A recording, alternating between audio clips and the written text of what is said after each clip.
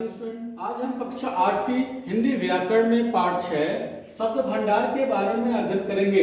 इसमें पहले दिया हुआ तत्सम तद्भव शब्द। तत्सम शब्द क्या होते हैं और तद्भव शब्द क्या होते हैं? तत्सम शब्द वे शब्द होते हैं जो संस्कृत के मूल रूप में हिंदी में प्रयोग किए जाते हैं, जबकि तद्भव शब्द वे शब्द होते हैं जो थोड़ा बहुत परिवर्तन करने के बाद हिंदी में प्रयोग किए जाते हैं।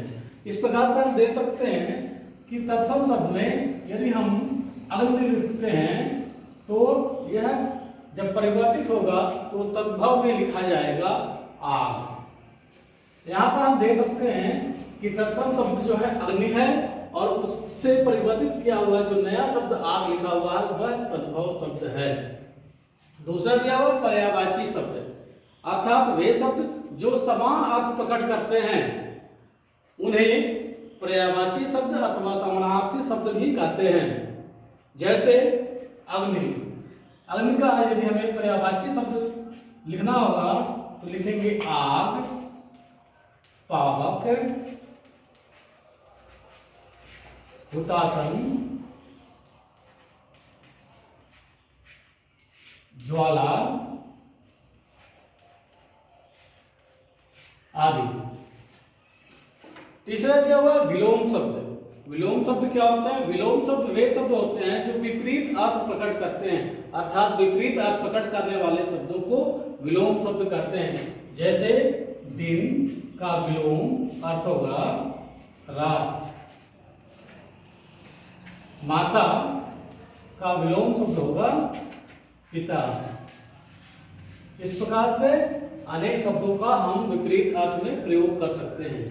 चौथे नंबर पर दिया वाक्यांशों के लिए एक शब्द। जब हम अनेक शब्द समूहों के जगह पे एक शब्द का प्रयोग करते हैं उसे वाक्यांशों के लिए एक शब्द कहते हैं। जैसे जहां पहुंचा न जा सके, जहां पहुंचा न जा सके उसे हम कर सकते हैं अगम्य। अर्थात हम अनेक शब्दों के लिए जब एक शब्द का प्रयोग करते हैं उसे वाक्यांशों के लिए एक शब्द भी कहते हैं। चौथा पांचवें नंबर पे दिया है अनेकार्थी शब्द, अर्थात एक ही शब्द के जब हम भिन्न भिन्न अर्थों में प्रयोग करते हैं तो ऐसे शब्द अनेकार्थी शब्द कहलाते हैं। जैसे अंक, अंक का अर्थ है संख्या, गिनती, गुण। छठवें नंबर पे दिया हुआ श्रुतिसम भिन्नार्थक शब्द, अर्थात ऐसे शब्द जो बोलने और दिखने में समान लगे किंतु अर्थ की दृष्टि से भिन्न हो, ऐसे शब्दों को हम श्रुतिसम भिन्नार्थक शब्द कहते हैं। जैसे अपेक्षा,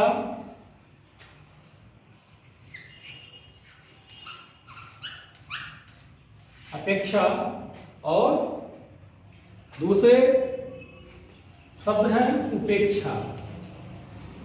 दोनों के अलग अलग अर्थ हैं। अगर दोनों के अर्थ देखें तो दोनों के अर्थों में भिन्नता है। अपेक्षा का अर्थ होता है इच्छा और उपेक्षा का अर्थ होता है तिरस्कार।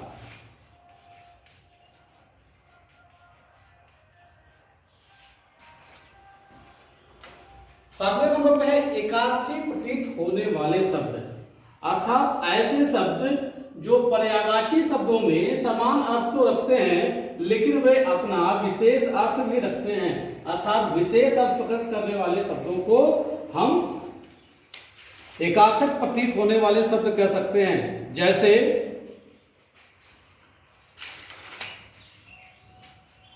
मन, मन का यदि कहा जाए तो मन किसे कहते हैं? तो मन होता है सोच विचार का केंद्र, अर्थात जहां से हम सोचते और विचार करते हैं उसे मन कहते हैं। लेकिन यदि कहा दिया जाए आत्मा, तो आत्मा वह स्थान होता है जो ईश्वर का अंश होता है, अर्थात आत्मा को ईश्वर का अंश समझते हैं और मन जो है सोच विचार का केंद्र होता है। 8वें नंबर पे है अनुकरणात्मक शब्द, अनुकरणात्मक शब्द अर्थात ऐसे शब्द जो निर्जीव वस्तुओं के गिरने या उनके बोलने से उत्पन्न होता है उसे अनुकरणात्मक शब्द कहते हैं। जैसे चिड़ियों का चहचहाना या शीशे को नीचे गिराने पे उसके टूटने की आवाजें आना या बारिश की बूंदों का टिमटिमाना या छमछमाना या बिजली का कड़कड़ाना, यह अनुकरणात्मक शब्द कहलाता है। 9वें नंबर पर है प्रतीकार्थक शब्द।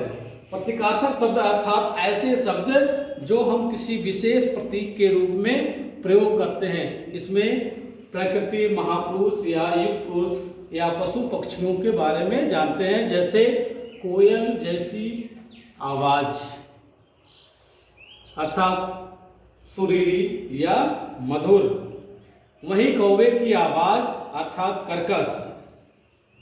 इस प्रकार से हम कह सकते हैं कि प्रतीकात्मक शब्द वे शब्द होते हैं जो किसी विशेष व्यक्ति, वस्तु, स्थान या महापुरुष के लिए प्रयोग करते हैं।